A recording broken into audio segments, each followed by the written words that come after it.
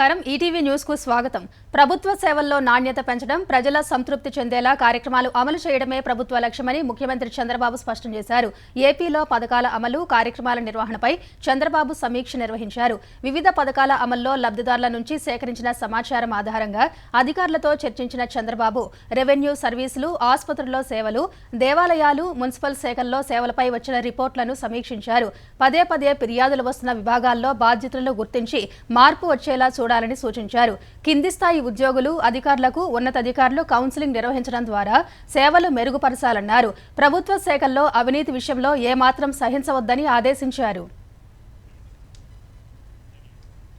ఆంధ్రప్రదేశ్లో ఎమ్మెల్యే కోట 5 ఎమ్మెల్సీ స్థానాలు ఏకగ్రీవం కానున్నాయి. ఈ మధ్యాహ్నం 3 గంటల వరకు నామినేషన్లకు గడువు ఉండగా 5గురు అభ్యర్థులు మాత్రమే నామినేషన్లు దాఖలు చేశారు. తెలుగుదేశం పార్టీకి చెందిన బీద రవిచంద్ర, బీటీ నాయుడు, కావలి గ్రీష్మ ఈ మధ్యాహ్నం నామినేషన్లు దాఖలు చేశారు. బీజేపీ తరఫున ఎమ్మెల్సీ అభ్యర్థిగా సోము వీర్రాజు అసెంబ్లీ ఆవరణలో రిటర్నింగ్ అధికారికి నామపత్రాలు అందజేశారు. అభ్యర్థులకు మద్దతుగా మంత్రులు నారా లోకేష్, అచ్చెన్నాయుడు, కందుల దుర్గేష్ సహా 3 పార్టీల ఎమ్మెల్యేలు తరలివచ్చారు. జనసేన తరఫున కొణిదెల నాగబాబు ఇప్పటికే నామినేషన్ పత్రాలు సమర్పించారు. ఎమ్మెల్సీలుగా తమకు అవకాశం కల్పించిన చంద్రబాబుకు ధన్యవాదాలు తెలిపిన టీడీపీ అభ్యర్థులు 3 ఎమ్మెల్సీ సీట్లను బడుగు, బలహీన వర్గాలకే కేటాయించారని గుర్తు చేశారు. చంద్రబాబు తమపై ఉంచిన నమ్మకాన్ని నిలబెట్టుకుంటామని పేర్కొన్నారు. తెలంగాణలో ఎమ్మెల్యే కోటాకు చెందిన 5 ఎమ్మెల్సీ స్థానాలకు 11 నామినేషన్లు దాఖలయ్యాయి. మధ్యాహ్నం 3 గంటల వరకు నామినేషన్ల ప్రక్రియ ముగియగా కాంగ్రెస్, బీఆర్ఎస్, సిపిఐ నుంచి 5 నామినేషన్లు, 6గురు స్వతంత్రులు నామినేషన్లు వేశారు. కాంగ్రెస్ పార్టీ నుంచి ఎమ్మెల్సీ అభ్యర్థులుగా విజయశాంతి, అద్దంకి దయాకర్, శంకర్ నాయక్ నామినేషన్లు వేశారు. పొత్తులో భాగంగా కాంగ్రెస్ పార్టీ సిపిఐకి కేటాయించిన ఎమ్మెల్సీ స్థానంలో ఆ పార్టీ అభ్యర్థి నెల్లికంటి సత్యం నామినేషన్ వేశారు. కాంగ్రెస్ పార్టీ ఎమ్మెల్సీ అభ్యర్థుల నామినేషన్ల దాఖలు కార్యక్రమంలో CM Revanth Reddy, deputy CM Bhatti Vikramarka, మంత్రులు, ఇతర నేతలు పాల్గొన్నారు. అటు బీఆర్ఎస్ ఎమ్మెల్సీ అభ్యర్థిగా ఆ పార్టీ సీనియర్ నేత దాసోజు శ్రవణ్ నామినేషన్ వేశారు. ఈ కార్యక్రమంలో మాజీ మంత్రులు కేటీఆర్, హరీష్ రావు, బీఆర్ఎస్ ఎమ్మెల్యేలు, ఇతర నేతలు పాల్గొన్నారు. గతంలో చేపట్టిన ఉద్యోగ నియామక పరీక్షల ఫలితాలకు ఎస్సీ వర్గీకరణకు సంబంధం ఉండదని సీఎం రేవంత్ రెడ్డి స్పష్టం చేశారు. గతంలో ఎప్పుడో ఇచ్చిన నోటిఫికేషన్లకు ఎస్సీ వర్గీకరణ వర్తించదని మీడియాతో ఇష్టాగోష్ఠిలో పేర్కొన్నారు. ఎంఆర్పీఎస్ వ్యవస్థాపక అధ్యక్షుడు మందకృష్ణ మాదిగ అంటే తనకు గౌరవం ఉందన్న రేవంత్, కానీ ఆయన బీజేపీ నాయకుడిలా మాట్లాడితే ఎలా అని ప్రశ్నించారు. తాను వర్గీకరణ చేస్తే మాదిగలకు అన్యాయం ఎలా జరిగిందన్నారు. ఇదే సమయంలో కేంద్ర మంత్రి కిషన్ రెడ్డి పైన విమర్శలు గుప్పించిన సీఎం రేవంత్ రెడ్డి గతంలో ప్రధాని మోదీ ఇచ్చిన హామీ మేరకే మెట్రో సహా ఇతర ప్రాజెక్టులకు నిధులు అడుగుతున్నామని చెప్పారు. తెలంగాణ అభివృద్ధిపై కిషన్ రెడ్డికి చిత్తశుద్ధి ఉంటే పట్టణాభివృద్ధిపై కేంద్ర మంత్రి హైదరాబాద్లో నిర్వహించిన సమీక్షకు ఎందుకు రాలేదని సీఎం ప్రశ్నించారు. పన్నుల వాటాలో రాష్ట్రాలకు 42% ఇస్తున్నామని కేంద్రం చెప్పడం అబద్ధమన్న ఆయన తెలంగాణకు 30% వస్తున్నాయని తెలిపారు. పదే పదే ఢిల్లీ వెళుతున్నారంటూ కేటీఆర్ చేసిన విమర్శలను తోసిపుచ్చిన రేవంత్ రెడ్డి రాష్ట్రానికి నిధులు రాకూడదని బీఆర్ఎస్ చూస్తోందని ఆరోపించారు.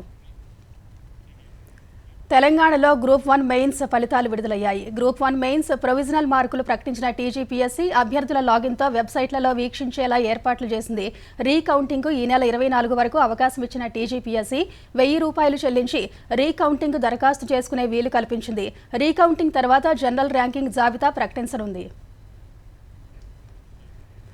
నల్గొండ జిల్లాలో సంచలనం సృష్టించిన ప్రణయ్ పరువు హత్య కేసులో జిల్లా కోర్టు కీలక తీర్పు వెలువరించింది. ఈ కేసులో మొదటి ముద్దాయిగా ఉన్న అమృత తండ్రి మారుతీరావు ఆత్మహత్య చేసుకుని మరణించగా A2 సుభాష్ శర్మకి ఉరిశిక్ష విధించింది.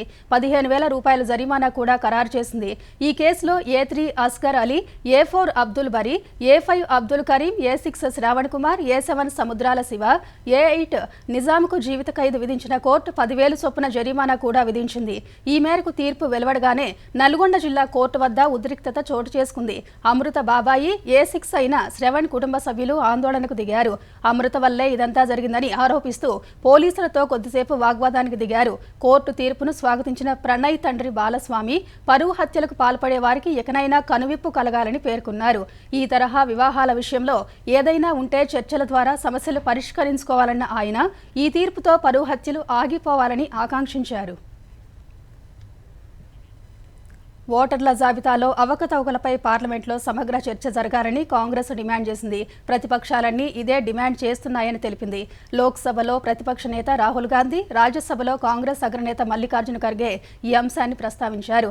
అన్ని రాష్ట్రాల్లోని ఓటర్ కార్డుల్లో పెద్ద ఎత్తున 2 సార్లు వివరాలు ఉన్నాయని ఈసీనే స్వయంగా ఒప్పుకుందని ఖర్గే చెప్పారు. ఇది ఓటరు సమగ్రతను, ఎన్నికల ప్రక్రియను తీవ్రంగా దెబ్బతీస్తుందని ఆందోళన వ్యక్తం చేశారు. దేశ సమగ్రతను ప్రభావితం చేసే ఓటర్ల జాబితాలోని అవకతవకలపై తక్షణ చర్చ అవసరమని ఖర్గే డిమాండ్ చేశారు.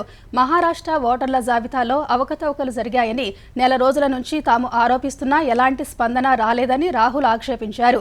ఓటర్ల జాబితాను ప్రభుత్వం తయారు చేయదనే వ్యాఖ్యలను సమర్థిస్తూనే దీనిపై చర్చ జరగాల్సిందేనని స్పష్టం చేశారు. ఎన్నికల కమిషన్ పారదర్శకతపై తమ ప్రశ్నలకు ఇంకా సమాధానాలు రాలేదన్నారు. ప్రజాస్వామ్యం, రాజ్యాంగ విలువలను కాపాడేందుకు ఓటర్ల జాబితాపై చర్చ చాలా ముఖ్యమని రాహుల్ గాంధీ స్పష్టం చేశారు. మెక్సికో, కెనడా సహా వాణిజ్య భాగస్వాములపై విధించనున్న టారిఫ్ల కారణంగా ద్రవ్యోల్బణం పెరుగుతుందనే ఆందోళనను అమెరికా అధ్యక్షుడు ట్రంప్ తోసిపుచ్చారు. అయితే ఈ సంవత్సరం మాంద్యం వచ్చే అవకాశాన్ని మాత్రం ఆయన తోసిపుచ్చలేదు. మెక్సికో, కెనడాల నుంచి వచ్చే దిగుమతులపై 25% సుంకాలను విధించిన ట్రంప్ ఏప్రిల్ 2 నుంచి భారత్ సహా పలు దేశాలపై సుంకాలను అమలు చేస్తారని ప్రకటించారు. ఇతర దేశాలు విధిస్తున్న పన్నులకు సరిపోయేలా టారిఫ్లు ఉంటాయని ఆయన స్పష్టం చేశారు. ఈ ఏడాది తొలి త్రైమాసికంలో ఆర్థిక సంక్షోభం తలెత్తే అవకాశం ఉందని ఫెడ్ చేసిన హెచ్చరికలపై ప్రశ్నించగా తన ప్రణాళికలు అమెరికా అభివృద్ధిని కొంత ప్రభావితం చేస్తాయని ట్రంప్ అంగీకరించారు. చివరకు అమెరికా గొప్పగా ఉంటుందని విశ్వాసం వ్యక్తం చేశారు. 2025లో ఆర్థిక మాంద్యాన్ని ఆశిస్తున్నారా అని ప్రశ్నించగా అలాంటి విషయాలను అంచనా వేయడం తనకు ఇష్టం లేదన్నారు. తాము సంపదను అమెరికాకు తిరిగి తీసుకువస్తున్నామని వివరించారు. అయితే దీనికి కొంత సమయం పడుతుందని అన్నారు. సమయం గడిచే కొద్దీ సుంకాలు పెరగవచ్చని ట్రంప్ చెప్పారు. ధర్మ గార్డియన్ పేరిట భారత్, జపాన్ ఉమ్మడి సైనిక కసరత్తుల 6వ ఎడిషన్ ఘనంగా ముగిసింది. ఇరు దేశాల మధ్య ద్వైపాక్షిక రక్షణ సహకారాన్ని చాటుతూ జపాన్ తూర్పు ఫుజీ ప్రాంతంలో ఫిబ్రవరి 24 నుంచి మార్చి 9 వరకు ఇరు దేశాలు సంయుక్తంగా వివిధ రకాల సైనిక విన్యాసాలు చేపట్టాయి. ముగింపు కార్యక్రమానికి Japan ground self defence force ఉన్నతాధికారి లెఫ్టినెంట్ జనరల్ తోరిమి హాజరయ్యారు. అన్ని లక్ష్యాలను విజయవంతంగా సాధించినందుకు ఇరు దేశాల బలగాలను ఆయన ప్రశంసించారు. భారత్, జపాన్ రక్షణ సంబంధాన్ని మరింత బలోపేతం చేస్తున్న ఉమ్మడి శిక్షణపై జనరల్ తోరిమి హర్షం వ్యక్తం చేశారు. పట్టణ ప్రాంతాల్లో ఉగ్రవాద నిరోధక కార్యకలాపాలను అరికట్టేలా డ్రిల్స్ జరిగాయని ఆయన వివరించారు. మానవతా సహాయం, విపత్తుల సమయంలో సహాయ చర్యలు చేపట్టేందుకు కూడా ఈ సైనిక కసరత్తులు ఉపకరిస్తాయని చెప్పారు. ప్రకృతి రమణీయతకు పెట్టింది పేరైన పశ్చిమ కనుమల్లోని అడవుల్లో అగ్గి రాజుకుంది. ఆదివారం రాత్రి నుంచి తమిళనాడులోని తేని జిల్లాలో ఉన్న పశ్చిమ కనుమల్లోని పర్వత శ్రేణిలో దాదాపు 200 ఎకరాల్లో మంటలు అంటుకున్నాయి. పర్యాకులం ప్రాంతంలో మంటలు చెలరేగగా అగ్నిమాపక బృందాలు రంగంలోకి దిగాయి. సొరక్కం, ఉరడి, ఉతుక్కడ అటవీ ప్రాంతాలపై అగ్ని ప్రమాదం ప్రభావం కనిపిస్తోంది. ఆడుదాం ఆంధ్ర పేరుతో వైసీపీ నేతలు యువత జీవితాలతో ఆడుకున్నారని అసెంబ్లీలో టీడీపీ ఎమ్మెల్యేలు వ్యాఖ్యానించారు. 120 కోట్ల రూపాయలు ఖర్చు చేసి నిర్వహించిన ఈ కార్యక్రమంలో చాలా అనుమానాలు ఉన్నాయని పేర్కొన్నారు. పరికరాలు, ఆట వస్తువులు ఏమైపోయాయో తెలియటం లేదన్నారు. వైసీపీ హయాంలో చేపట్టిన ఆడుదాం ఆంధ్ర కార్యక్రమంపై సభా సంఘం వేయాలని Rajamahendravaram urban MLA Adireddy Vasu demand చేశారు. కేవలం 47 రోజుల్లో ఇంత పెద్ద మొత్తంలో ఖర్చు చేసిన వ్యవహారంపై విచారణ చేయాలని ప్రశ్నోత్తరాల సమయంలో ఎమ్మెల్యే కోరారు. ఈ మేరకు సభా సంఘానికి నివేదించే అంశాన్ని పరిశీలిస్తామని మంత్రి రాంప్రసాద్ రెడ్డి తెలిపారు. ఏపీలోని తీర ప్రాంతాలను అభివృద్ధి చేసేలా వివిధ పర్యాటక ప్రాజెక్టులు చేపట్టినట్టు పర్యాటక శాఖ మంత్రి కందుల దుర్గేష్ తెలిపారు. బీచ్ ఫ్రంట్లను అభివృద్ధి చేసేలా పీపీపీ ప్రాజెక్టులను చేపడతామన్నారు. బీచ్ ఫ్రంట్ల అభివృద్ధిపై అసెంబ్లీలో ఎమ్మెల్యేలు వెలకపూడి రామకృష్ణబాబు, సోమిరెడ్డి, మాలకొండయ్య అడిగిన ప్రశ్నకు మంత్రి సమాధానమిచ్చారు. కోస్టల్ రెగ్యులేటరీ జోన్పై కేంద్రం నుంచి సడలింపు తీసుకుని ప్రణాళికలు చేస్తామని తెలిపారు. రిషికొండలో ఆక్రమణలు తొలగించకపోవడం, బీచ్ శుభ్రత లేకపోవడం వల్ల బ్లూ ఫాగ్ కోల్పోయామని త్వరలో పునరుద్ధరించేలా చర్యలు చేపట్టామని వివరించారు. మద్యం కుంభకోణంలో కాంగ్రెస్ నేత మాజీ ముఖ్యమంత్రి భూపేష్ బఘేల్ కుమారుడు చైతన్య బఘేల్ నివాసాల్లో ఎన్ఫోర్స్మెంట్ డైరెక్టరేట్ ఈడీ సోదాలు చేపట్టింది. మద్యం కుంభకోణానికి సంబంధించి మనీ లాండరింగ్ ఆరోపణలపై చైతన్య మరికొందరి ఇళ్లలో తనిఖీలు చేపట్టింది. చైతన్యకు సన్నిహితుడిగా పేరున్న లక్ష్మీ నారాయణ్ బన్సాల్ అలియాస్ పప్పు బన్సాల్ మరికొందరి ఇళ్లలో సోదాలు చేపట్టారు. భిలాయిలోని నివాసంలో తండ్రి భూపేష్తో పాటే చైతన్య కూడా ఉంటున్నారు. మద్యం అక్రమాల ద్వారా వచ్చిన ఆదాయం చైతన్య బఘేల్కు చేరిందని ఆరోపణలున్నాయి. మొత్తంగా ఛత్తీస్గఢ్ ఛత్తీస్గఢ్లో 14 నుంచి 15 ప్రాంతాల్లో ఈడీ దాడులు జరుగుతున్నాయి. మద్యం కుంభకోణం ఛత్తీస్గఢ్ ఖజానాకు భారీ నష్టాన్ని కలిగించిందని, లిక్కర్ సిండికేట్ 2100 కోట్లు కొల్లగొట్టిందని ఈడీ గతంలో పేర్కొంది. ఈ కేసులో మాజీ మంత్రి కవాసీ లఖ్మా, రాయ్పూర్ మేయర్ సోదరుడు అన్వర్ దెబార్, మాజీ ఐఏఎస్ అనిల్ టుటేజా తదితరులను జనవరిలో అరెస్టు చేసింది. 2019-22 మధ్య ఛత్తీస్గఢ్ సీఎంగా భూపేష్ బఘేల్ ఉన్నప్పుడు ఈ కుంభకోణం జరిగిందని ఈడీ ఆరోపిస్తోంది. ముంబై నుంచి న్యూయార్క్ వెళుతున్న ఎయిర్ ఇండియా విమానానికి బాంబు బెదిరింపు రావడం కలకలం రేపింది. ఈ బెదిరింపు రాగానే ముంబై విమానాశ్రయంలో ఎయిర్ ఇండియా విమానాన్ని అత్యవసరంగా దింపారు. వెంటనే తనిఖీలు చేపట్టిన భద్రతా బలగాలు విమానంలోని టాయిలెట్లో బెదిరింపు లేఖ గుర్తించినట్టు అధికారులు తెలిపారు. ఆ లేఖను ప్రయాణికులు పెట్టారా లేక మరెవరైనా పెట్టారా అనేదిపై విచారణ చేస్తున్నామని చెప్పారు. ఈ బెదిరింపు వచ్చినప్పుడు 322 మంది ప్రయాణికులు, 19 మంది సిబ్బంది విమానంలో ఉన్నారు. అజర్బైజాన్ గగనతలంలో ఉండగా విమానానికి బాంబు బెదిరింపు వచ్చినట్టు జాతీయ మీడియా తెలిపింది. వెంటనే పైలట్లు విమానాన్ని ముంబై విమానాశ్రయానికి దారి మళ్లించారని వివరించింది. ఈ విమానం తిరిగి రేపు న్యూయార్క్కు ఉదయం 5 గంటలకు బయలుదేరుతుందని పేర్కొంది.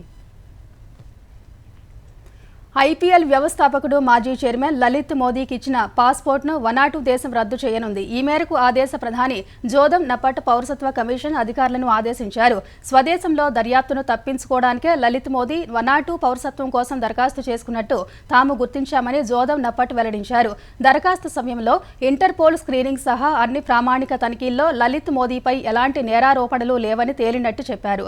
గత 24 గంటల్లోనే హెచ్చరికలు జారీ చేయాలని ఇంటర్పోల్కు భారత్ 2 సార్లు అభ్యర్థనలు పంపినట్లు వనాటు ప్రధాని చెప్పారు.